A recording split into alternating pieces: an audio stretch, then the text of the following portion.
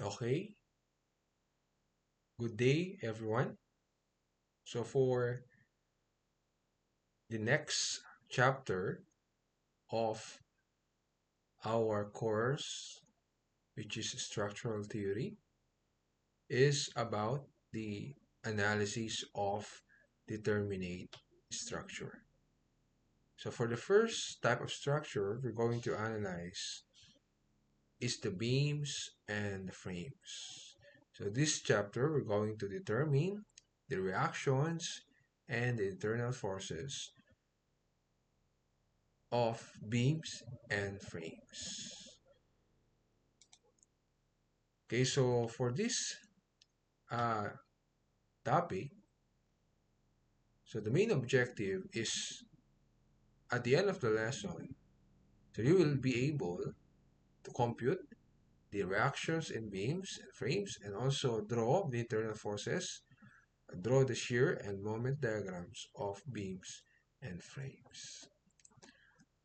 Right, so we have here is the procedure of the analysis. So the first step is for us to draw the free body diagram or the FBD of the structure. So meaning we're going to release the supports showing the reactions or the reaction or the forces of the supports. Okay, after drawing the FBD, so we need to check the static determinacy. If we're going to check if the structure is determinate. If it's determinate, so we can proceed to step 3. If it's not determinate, if it is indeterminate, so we cannot proceed to step 3 right away. Right? And if it is a unstable structure, so we cannot proceed in solving the reactions because your structure is unstable. So provided number 2, the structure is determinate, we can now proceed to step number 3. That is for us to determine the reactions using the FBD, applying the equations of equilibrium and condition, if any, to the entire structure. And number 4,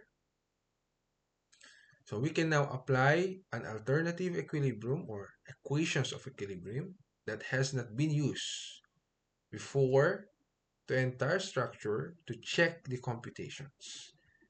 So after we determine the reactions, we need to check for using an alternative or different equations of equilibrium na hindi pa natin ginagamit nung nag-solve tayo ng reactions.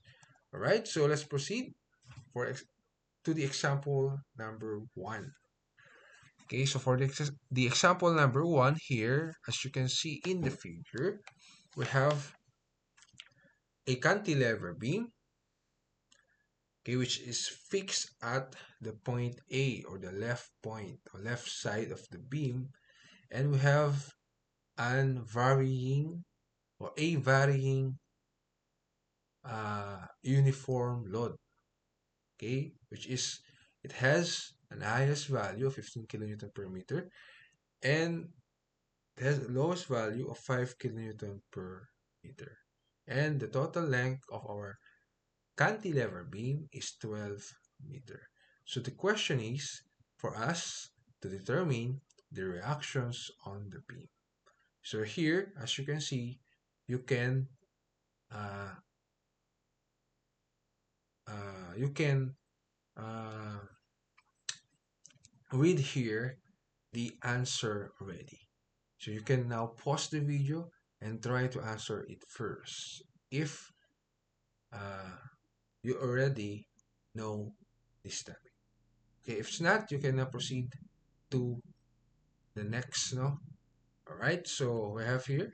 the solution. Now, first step is for us to draw the FBD diagram. As you can see here, this is the FBD diagram. So the support is a fixed support. So meaning we have a reactions along Y. So we have AY, along X, AX, and we have a resisting moment, MA. So we uh, assign first or assume the directions of the forces. We assume the vertical forces is going upward. We assume the AX going to the right, and we assume the moment to be rotating clockwise. Okay? And of course, if you draw the FBD, don't forget the dimensions. We have 12 meters here, and don't forget the external loadings. So we have here the load, the uniform varying loads here. Okay? So that's number one. Okay? Number two is for us to check the static determinacy. So how many reactions do we have? We have three, right? Okay. And then after that, how many member do we have? So we have one member. So to check the static determinacy, we compare R to the 3N. So we have 3 for the reactions. We have, for the 3N, we have also equal to 3. So R is equal to 3N. So meaning our structure is determinate or statically determinate. Okay, so now we can proceed to step number 3. We're going to solve now the reactions. Okay, but as you can see here, for this type of loading, it's easy for us to solve the moment or the centroid of this kind of area if we're going to uh, transform this trapezoidal area into two regular shape uh, forces. So we have a triangle loadings here, and we have also a rectangular loading here. Right, for the triangular loadings, so we have a resultant of 60 kilonewtons. How did we get 60 kilonewton? It is the area of the triangular loading. So the area is 1/2 base. The base is 12 times the height of this triangle here. So it's not 15 because 15 is the total height of the trapezoid here. So it's 15 minus 5. It's 10. Okay, the height is 10. So 1/2 times 12 times 10. So that is the resultant force for the triangular loading. And for the rectangular loading, so we have the height of the rectangle, we have 5, 8 times 12, that is 60. So that's it. That is the resultant force for the rectangular loading. Okay? So the first reaction we're going to solve is the AX because the AX, okay, uh, because among all the forces here, it's only the AX that is along the x-axis. So the first step here is to look for reaction forces that can be easily determined by uh, just okay by just seeing okay the FBD or by just looking at the FBD.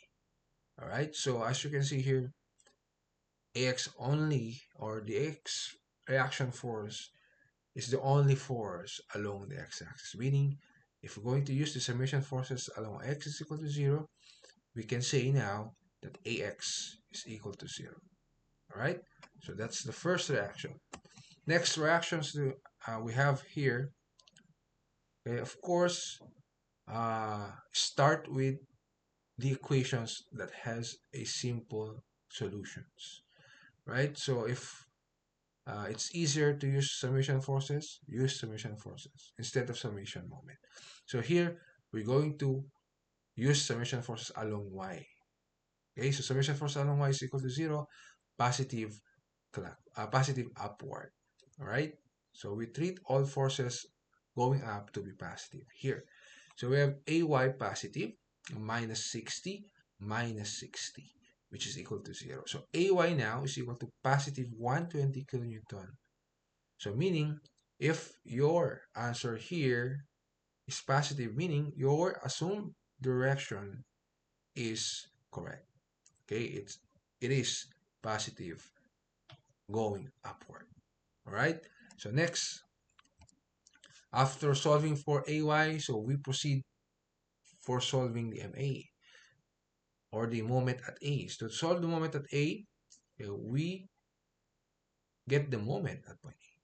So moment at point A is equal to 0, and we assume positive to be clockwise here. So MA is positive because it rotates. We assume it to rotate clockwise, and then plus 60 times 4. So 60 times 4, ito yung dun sa may triangle loading natin. And then 60 times 6 is dun sa may rectangular loading. As you can see here, at the figure, okay, nakuha na natin yung centroid of the area.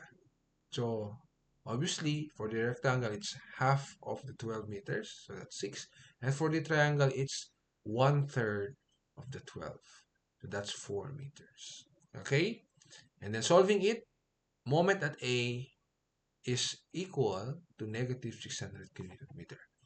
So the negative means that our assumption is wrong. The direction for MA must be opposite of our assumption. So assumption natin is clockwise. Therefore, it's negative, meaning your MA must be counterclockwise rotation. All right? So that's for step number 3. And step number 4, check natin. So we're going to check it. As you can see here at the FBD, all right? So I already removed AX because it is 0. All right? So we have here the reactions and of course the resultant with the moment arm at B. So sabi dun sa 4, okay, for checking, we need to use equations of equilibrium that hindi pa natin nagagamit. Okay, ang hindi pa natin nagagamit is yung moment sa B. So we need to check it. So at summation of moment at B must be equal to 0. Alright, so summation moment at B is equal to 0. We have negative 600. That is the moment at A. Okay, negative because it is counterclockwise. Okay, so we assume all clockwise rotation will be positive here. So negative 60 times 8. So that's the resultant for the triangle loading. And 60 times 6 is the resultant of the rectangular loading. And 120 times 12 is the moment due to the AY. Alright? So which is equal to 0. So we're going to add all of the equations left. We're going to add that is equal to 0. So 0 is equal to 0, meaning it is correct. Alright? The reactions are correct. Okay, so that's for example number 1. Alright? So let's proceed to example number 2. Alright, for example number 2 here, so we have here, determine the reaction at the supports for the beam shown. So we have the answers here. AX, BX, EX is equal to 0. AY is equal to 50. BY is 50. CY is 241. DY is 149. EY is 30. And FY is also equal to 30. Alright? So how can we solve this? Right, so let me use my digital blackboard here. Right, so step number 1 is for us to draw our FBD here. So as you can see here, this is the FBD.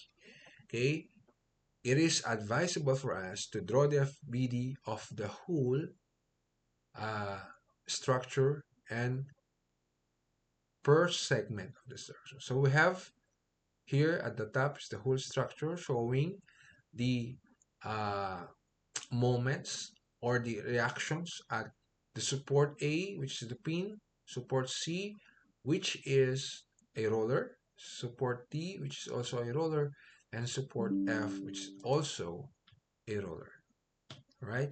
And then after that, dinro or uh, dinrowing ko rin yung mga FBD per segment because there is a hinge at point A here and point E here, right? So going to uh, remove or separate, okay, yung sa point B and point E. So we result to this FBD here, right? So we have member AB, member B to E, and we have member EF, right? This shows their FBD and also the forces here. Of course, for the hinge support, as you can see, a hinge support, right, has two reactions along Y, along X. And if we're going to draw the next segment, okay, the uh, directions dun sa ating hinge must be opposite, okay, with each other, as you can see here, right? So that's the basic for the hinge. So after that, we solve for the determinacy. So for solving the determinacy, as you can see, use the per segment. All right. So how many reactions do we have here? So we have 2 for AX, 4 point A. We have also 2 for point B. We have 1 for C, 1 reaction at D, 2 at point E, and 1 also at point F. So if you're going to total that, it is equal to 9. So our reaction is 9. And how many segments do we have? We have 3 segments. So N is equal to 3 or 3 members here. So we have 9 is equal to the 3N, which is also 9, meaning it is a statically determining structure. Okay, so next here is for us to solve the reactions. For solving the reactions, you can use first yung whole structure if there's any solvable reactions here.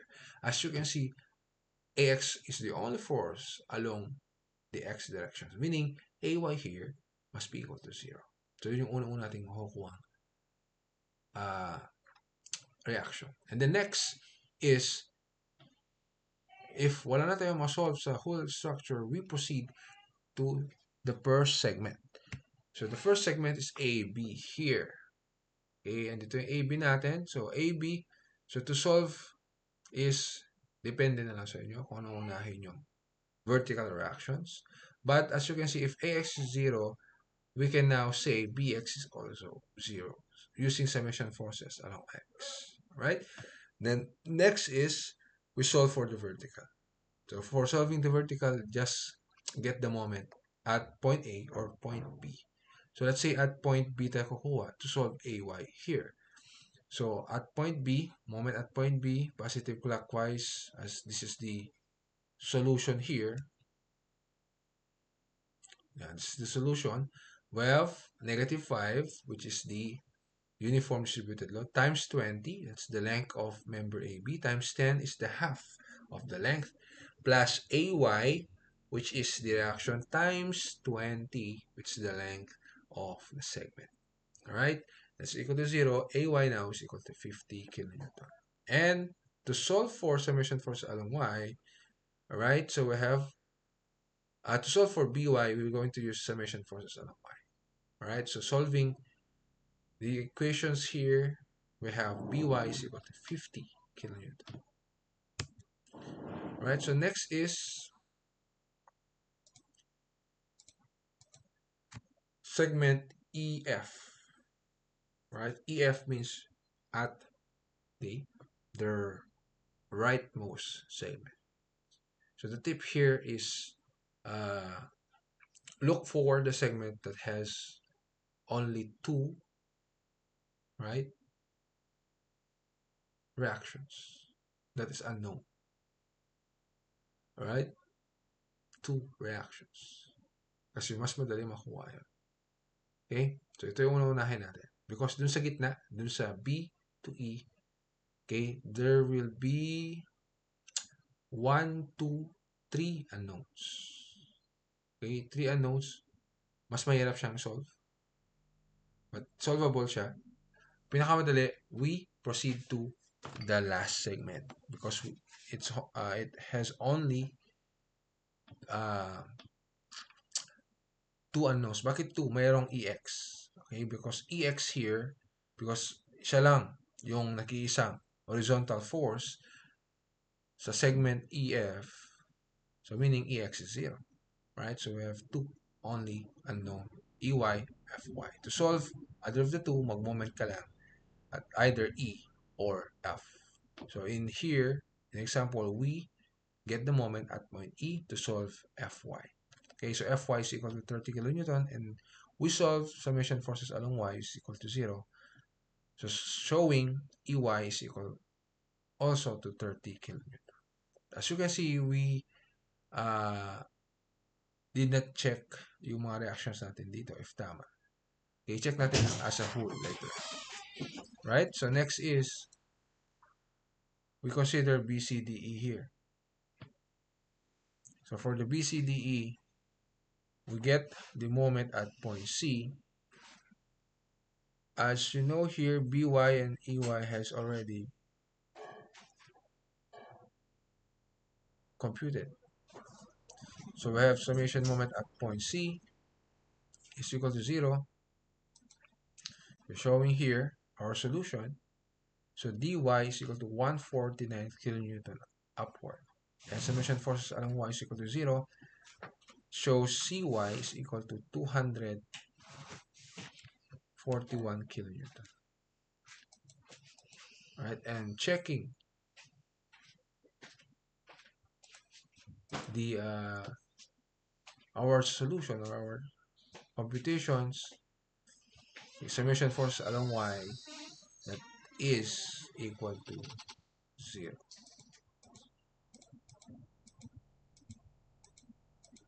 Alright, so that's it for the example number 2. Okay, so next example number 3. So here we have here a figure for frames or a problem for frame. So we have here a frame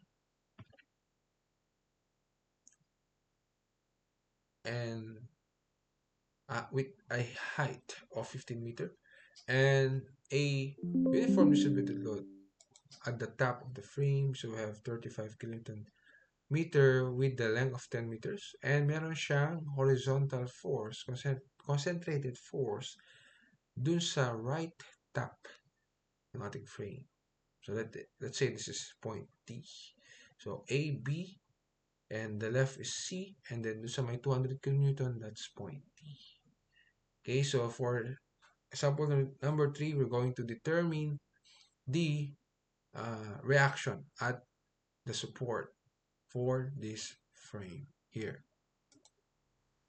So with this, I'm going to use again the digital blackboard.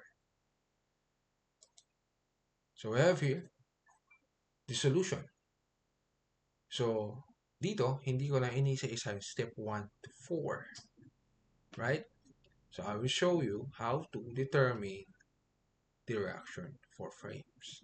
So step number 1 here, as you can see, I draw the whole structure showing the reaction forces here. Okay, at point A, we have here a pin support. So we have two reactions. At point B, roller support. So we have only one reaction. Okay, for this, we're going now to solve. So I already checked the determinacy here. As you can see, it is a determinate structure. All right. So for the solution, okay, we use the equation which has a least unknown reactions. So ang pinaka-least unknown reactions, okay, is the summation force along x. Kasi yung AX lang ang meron. Alright? So we have AX is equal to negative 200. Alright? Sige. So this is very fast because I already know that you already know this or how to use the equation. Alright? So AX is negative here, meaning we assume it to be right, to going to the right, but it's negative, so meaning it's going to the left. Right? It's obvious because yung 200 pupuntang right, malamang yung AX will going to resist the 200 kilonewton. So it's going to the left. Right, so next is summation moment at A. We're going to solve for BY here. Right, to solve for the BY on frames, as you can see, so meron tayong magiging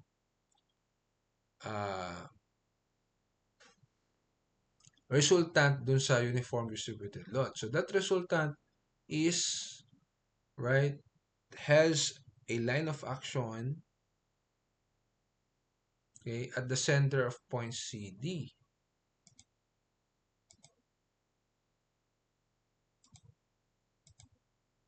Yan, so point CD tayo. So kung nandyan yung point CD, o nandyan yung force natin, let me draw it. So, malito kayo. So gamit ng moment formula, or moment, so hindi mahuhod yung ating pen. Alright, so this, yeah, okay. So there will be a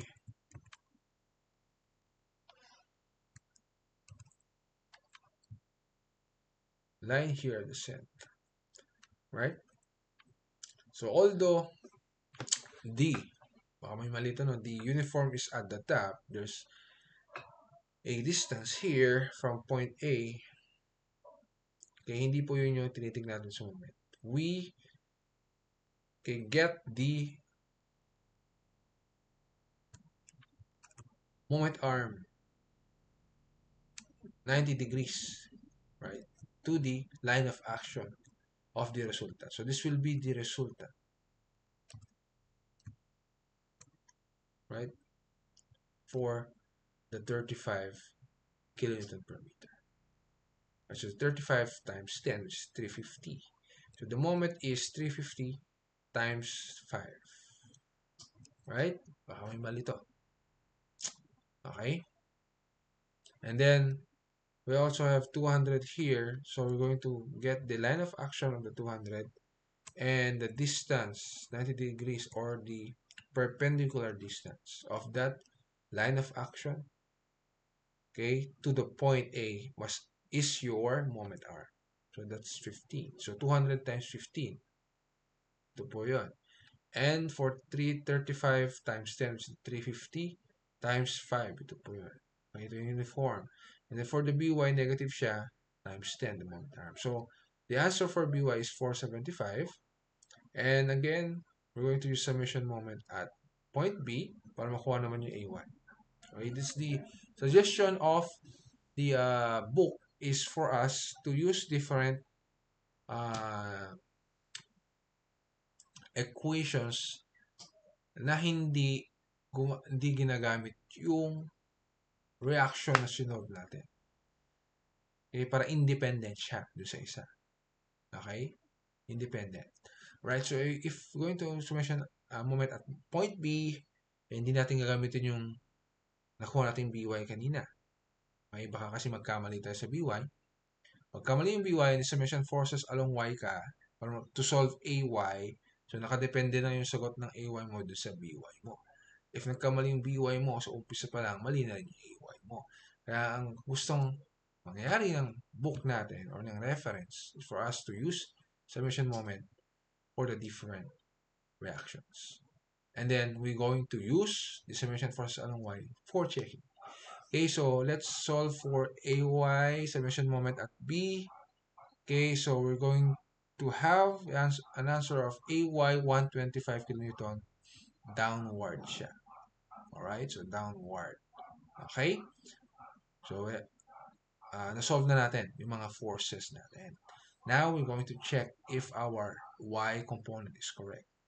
So, summation force along Y is equal to 0, positive upward. So, we have negative 125 kasi baba yung AY, plus 475.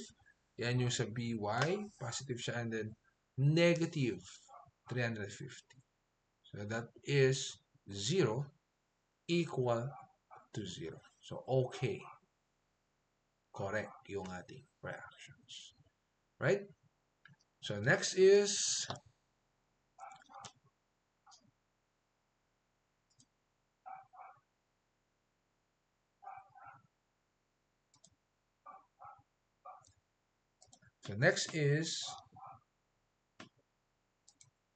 assignment. Right? So, please solve this on your notebook. Right? So, try to answer this. Alright? So, thank you very much. So, next is shear and moment diagram. Right? So, alam na natin kung ano yung shear. Alam na rin natin kung ano yung moment. Alright?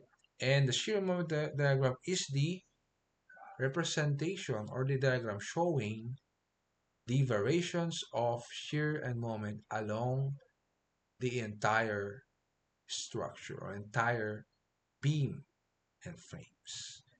Alright? So, alam na natin, no? Yung relationship ng shear or ng slope ng shear, ng slope ng moment dun sa mga previous diagram natin. Alright? So, for example, sabi dito, the main principle, yung slope ng shear daw natin, sa shear diagram, slope niya, okay, is equal sa intensity or value ng load sa point na yon. Okay? For example, here, ito yung loading. Sa una, no? Ito yung loading. And we have here yung shear diagram. As you can see, alright, between the left point to point P ay walang load. Tama? Wala siyang load. Ibig sabihin, if you're going to draw the shear diagram here, pag walang load, constant. Zero yung slope. Tama? Kasi wala kang value dun. Zero slope. So, steady siya. Straight line lang. Di ba? Alright? Ganun siya. Okay? So, next naman is yung slope dito sa moment diagram, yung slope niya is equal dun sa value dun sa shear diagram. So, yung value ng shear diagram natin dito from left to the concentrated load is VL o yung shear. So, yung slope dito sa moment diagram natin is yung shear din. Okay? Yes. As you can see here, positive value siya. Okay, positive value meaning increasing siya. Okay? Increasing. And then dito naman, pagdating dito, alright, positive value, positive slope siya. Pero bumaba kasi yung value sa right part, no? Mas mababa. So, as you can see, the slope here also decreases. Alright? Yan. Okay, so that's how the relationship of the slope to the uh, load and the slope of the moment to the shear. And as you can see here, the change in shear between points A and B is equal to the area under the distributed load diagram between points A and B. Okay? Alright. So, alam nyo na to. So, just review here. Okay? I will further illustrate this one to our example here. Alright? For example number 1, as you can see, we have here a simply supported beam. So we're going to draw the shear and bending moment diagram and the qualitative deflected shape for the beam shown. Right? So, focus natin is your shear and bending moment here. Alright, so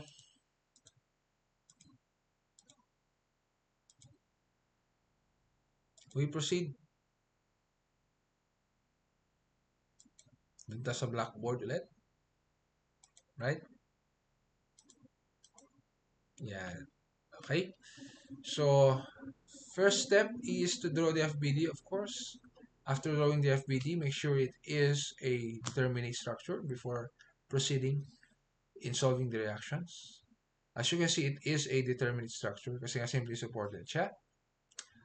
And to solve the reactions, ito yung ginamit natin, the first topic natin kanina. Okay, so na-solve na natin yung BY which is 60 and AY which is 30 here. And after that, we can now start drawing the shear diagram. Right? The shear diagram we have here. Yan. Right? Ito yung shear diagram natin. Tataas tayo ng 30 from point A. Bakit tumaas? Because of the reaction, the concentrated load AY upward, which is positive. Tataas ng 30 AY. And then, so there will be a change in shear between A and B. Okay? Ano yung change in shear? Which is equal to the amount of load. Okay, between A and B. So, ano yung area ng load between A and B? Yung area ng triangle. Ano ba yung area ng triangle natin? It is 1/2 base times height. So, 1/2 base, which is 9, times 20. That is equal to how many? 1/2 20 times 9. So, 1/2 times 20 is 10. So, 10 times 9 is 90. Yun yung total area. Okay, 90. So, as you can see, pababa yung forces natin. So, meaning, it is negative. Right? So, from positive 30, we're going down to negative, or we're going to decrease it by negative 90. So, therefore, we're going to decrease it by 90. So, negative 90 siya. No? So, 30 minus 90 will end to negative 60 here at point B. And after that, at point B, negative 60, okay? So, meron tayong BY doon na 60. So, from negative 60 plus 60, mag-end tayo sa 0. So, that's one way to check if your shear diagram is correct or the moment diagram is correct if, okay, it ends at 0. All right? Yes. So, next is, yeah. So, next is for the moment diagram. For the moment diagram, before we draw the moment diagram, we need to get the area first. So, we have here area 1. Area 1 will be,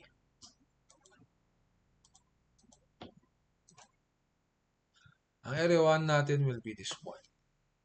Here. This is your area 1. And this is your area 2 here. Alright? But before we get area 1, we need to determine the distance here. The x here. Okay, so as you can see, this is a second degree curve. Right? So the second degree curve, as you can see, okay, this is the vertex of this parabola here. So itong shape na to is parabola to. Okay, right guys? Now, this is a parabola. Right? This is the vertex. Bakit ito yung vertex? Because ito yung, ang slope dito is 0. So, paano ko nalaman na ang slope dito is 0? Because, sabi dun sa principle kanina, no? Kung ano yung,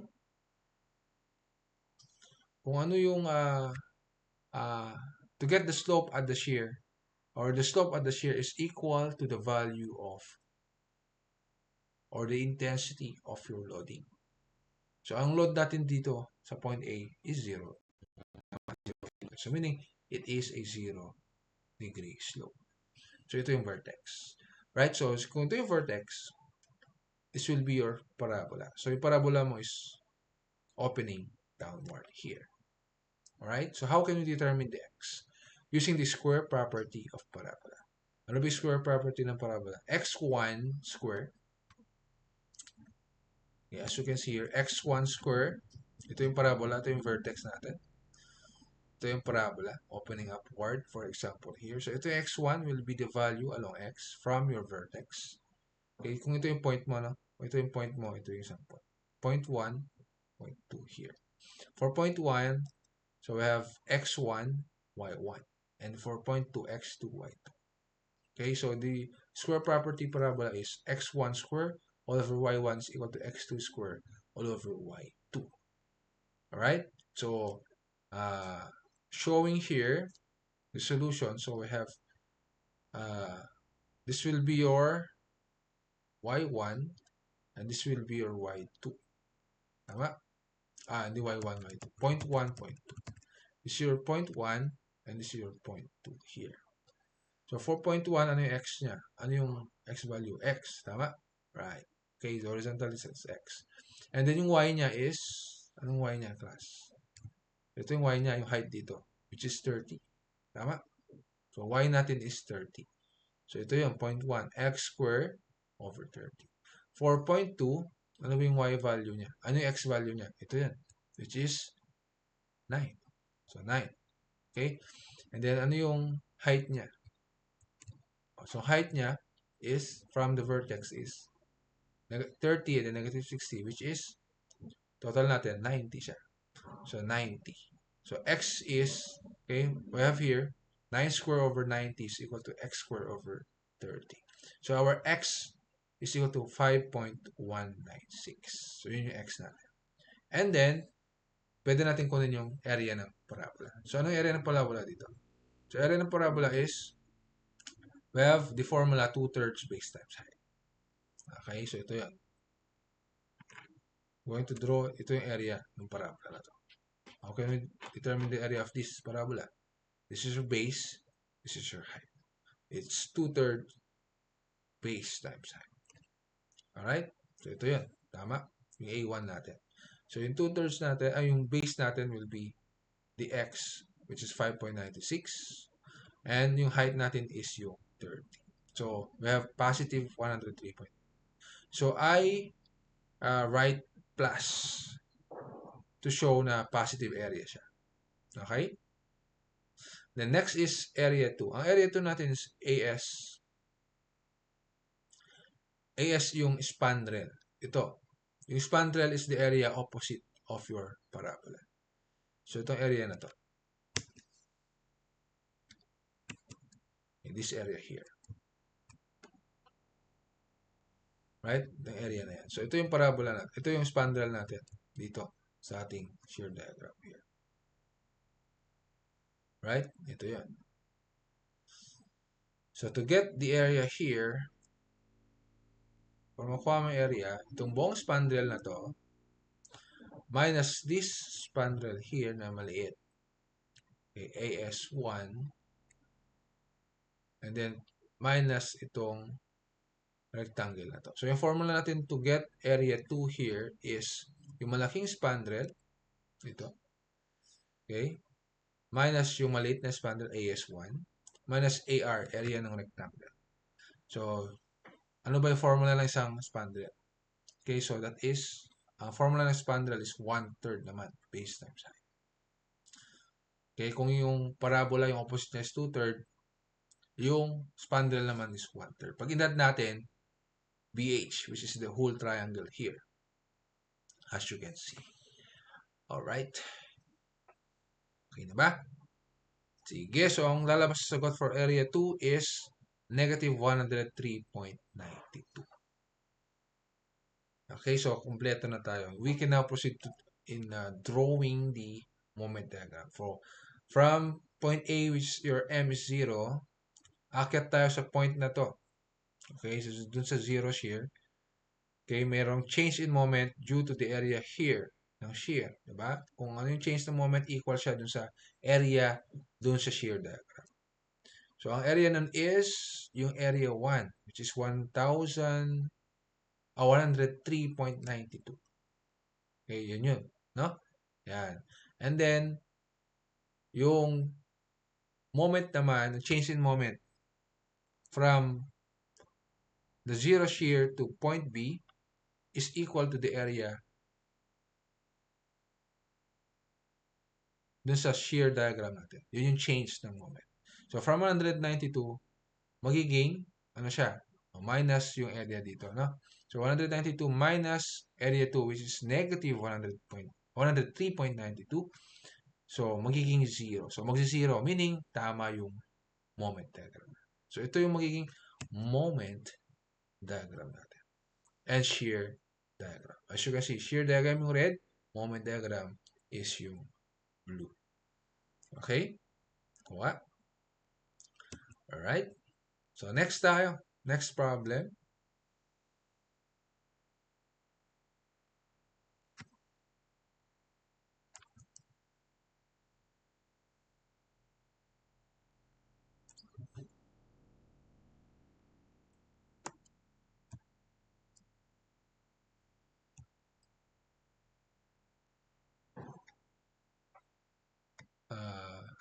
Let me check first.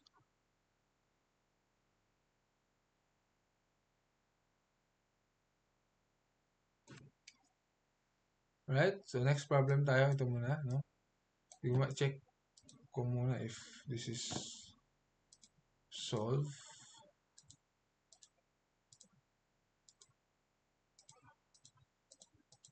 Alright, so this will be a practice problem for you to solve. Right? So next is example number 7, which is the diagram for shear and bending moment diagram for the frame. So paano ba mag-solve ng frame? So ganito lang siya, no? Sige. Solve natin, no? So ito yung frame. Draw the FBD of the frame. And then solve for the reactions. Yan. So ito yung magiging reaction natin, no? It's shortcut na lang. Hindi ko na pinakita. Pero check nyo yung if tama yung reaction na solve natin dito. Na-solve ko dito, no? O, yan yung magiging reaction, no? So 198 sa point A, 202 naman sa point I think that's point D. Yan. And then yung isa is 80. Okay? So next is draw or solve for the internal forces. So, pag draw or pag construct ng shear moment diagram is we need the internal forces do sa mga joint kung saan nag-connect yung mga member natin. Okay, to do that, as you can see here, we have for the left leg, pagka iniwalay natin ito dun sa beam mismo sa taas, lalo pagka frame, pag hindi sinabi, automatic fix yung connection doon. Masabing fixed connection is meron tayong moment. No? Okay, maliban na kung hinge yung connection between dun sa dalawang segment, di walang moment. Pero dito, walang sinabi. So, sa drawing, it's a fixed connected.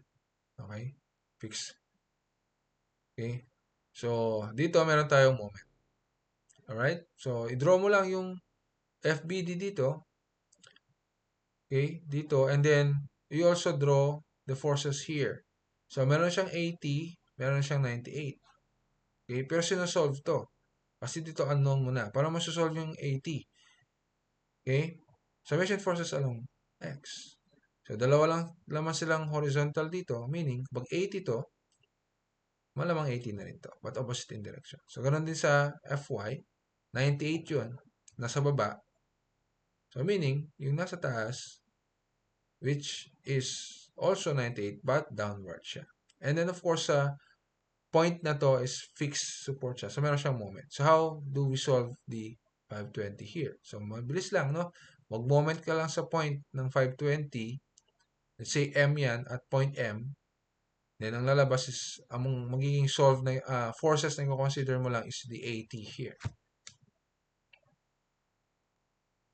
Tama? Ito lang ko-consider mo. So, makukuha mo to. Ito yung moment arm, which is 6.5. Alright? So, 80 times 6.5 is equal to 520. And the direction, okay, makukuha mo yan using summation moment at point. Kung ano yung tamang direction. Alright? So, next is after that, doon ka sa mismong joint. Ito yung joint. Ito yung 80. Doon mo makikita yung 80 doon. Okay, yung 80 dito, class, hindi ito yung internal forces na nandun, yung red. Hindi. Ito yun, no? Ito yung red. Doon sa 80 natin. Sa joint na to. So, yung 80 na to, ilalagay mo pa rin siya dito. So, ito, class, is just a representation. Meron siyang length konti, pero small. Kasi joint yung kino-consider natin. Representation lang yan. Para mahiwalay lang yung mga forces natin. Okay, pero wala talagang length yan. Walang distance. Okay? So, consider that na walang distance. So, yung 80 dito na na-compute natin, ilalagay mo lang siya dito, but opposite in direction. Ganon din yung mga ibang forces. Pag yung 520 mo dito is counterclockwise, so ilalagay mo dito, is also counterclockwise. Okay? Yeah. So, next is this 520 here.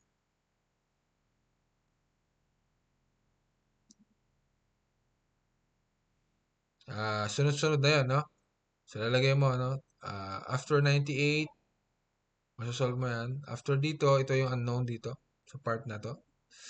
So, unknown to, no, class? Unknown to. Nakasolve ko na lang to. So, kung this is 80, this is also 80. So, meaning yung reaction dito will be equal to 0.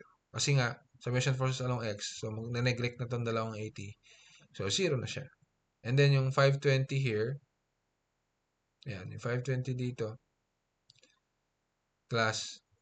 Okay? So, if this is 520, kapag para sa equilibrium, dapat clockwise to. Kuha? And then, kung ano yung direction dito, ito na lang yung lalagay mo dito. Same direction.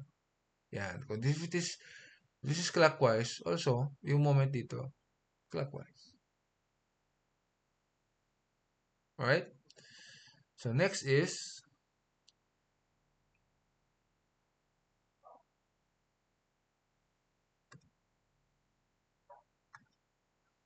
okay?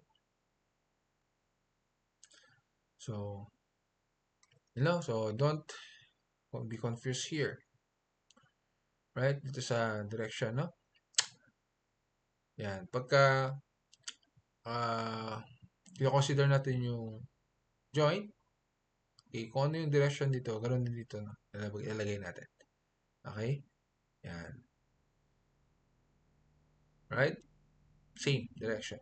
But ang mag-opposite dapat, itong dalawa. Yan. Itong point na to sa point nito. As you can see here, this is clockwise. Counterclockwise. Ito clockwise siya. Pag inan natin, 0 yan. Alright? So, ganoon siya. Okay? So, next is, dun tayo dito sa may shear diagram. So, shear diagram kinukuha natin. So, shear diagram, so imagine natin na this is your left, this is your right. Okay? So, parang beam siya na patayo. Ito yung left, ito yung 0, ito yung starting point mo. Pupunta dito. And then, as you can see, meron kang arrow dito. So, shear diagram, meaning, dito po yung magiging positive values and sa baba yung negative values. So, positive 80, tataas tayo dito. And then, walang load, so 0. Okay, constant. And then, bababa tayo ng negative 80. So, 0. So, ganoon din sa ating moment. So, 0 sa point na to. And then, from 0, so magkakaroon tayong change in moment due to the area of your shear. So, area ng shear is 80 times 6.5, which is 520.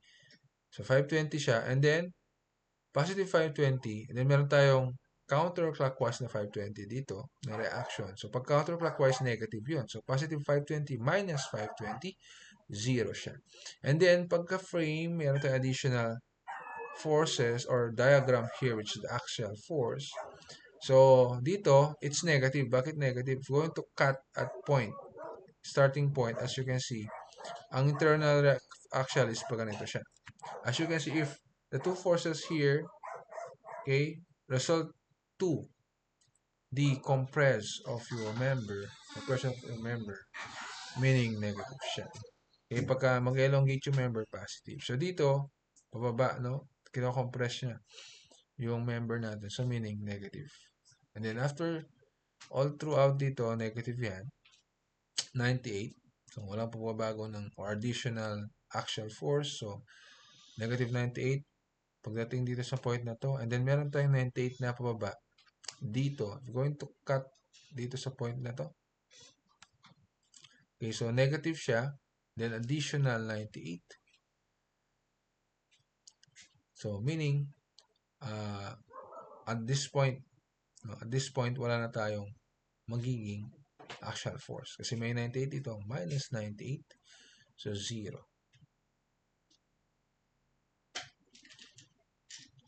Okay, so that's for the shear moment diagram. The next for the left leg. Next is for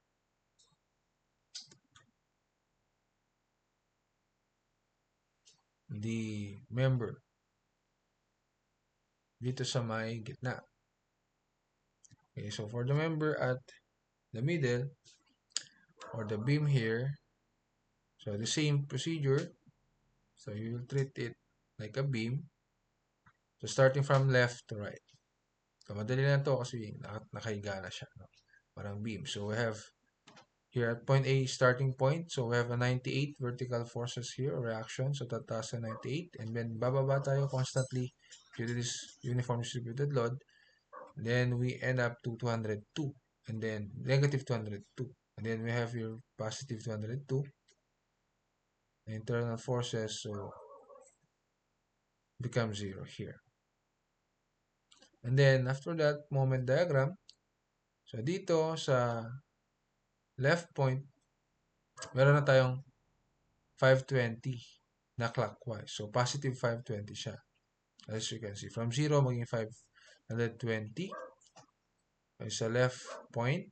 And then magdadagdag tayo ng moment dito dahil dito sa area 1. Ang area 1 natin is 1/2 base times height. So meron tayo ditong distance na nakuha using similar triangle.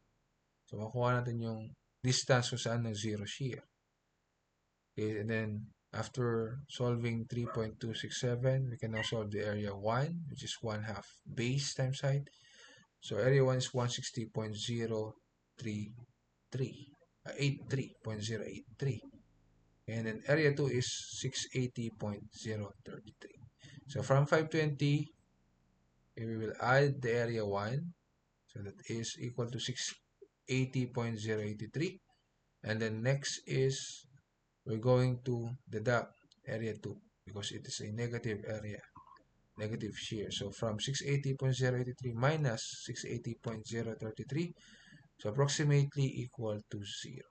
So ito yung shear moment diagram, and hindi ko na nalagay yung axial diagram because it is 0. Okay, so next is the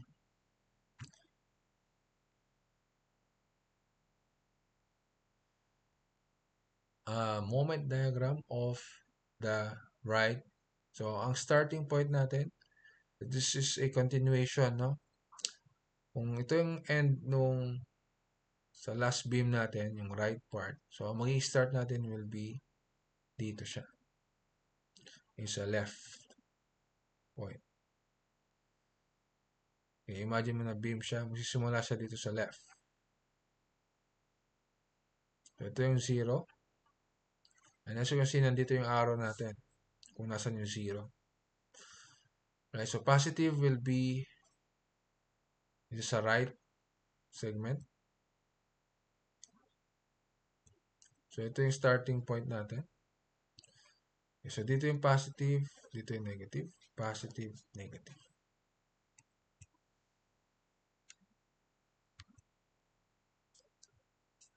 Alright, so imagine nyo na Ang segment na to is ganito siya. Okay, pag tatayo mo siya, it will be like this. Ito siya. It is your starting point. Okay, so if you're going to make it horizontal here, ito yung starting mo, ito yung left, pupunta right. Yan. Okay? Kulay natin. So, draw the FPD. So, ito yung starting point. But from here, wala tayong shear force kasi 0. So, shear force is 0 here, and then wala din dito sa dulo. So, walang forces. So, wala tayong shear diagram. And sa moment, kung wala shear diagram, okay, most likely wala din tayong moment. Kasi wala naman din tayong concentrated moment dito. So, wala tayong moment. And then, next is yung axial lang. So, ano yung axial natin? As you can see, if we're going to cut here, the starting, negative pa rin siya. So, negative 202 from start. Then, wala tayong additional axial load. Then, pagdating dito, okay, sa point na to, 202, then 202 rin dito force na to. So, 0 siya sa point na yan. Okay, so this is your shear, moment, and axial diagram for your frame. Okay?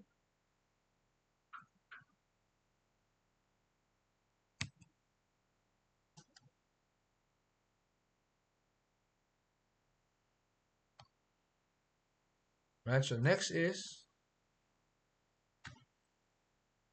sample 7.0. So I will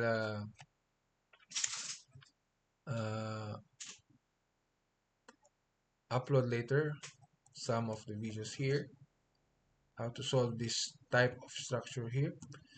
And for your assignment, so we have here assignment number 2. So please draw the FBD diagram of this frame. So that's it. Thank you very much.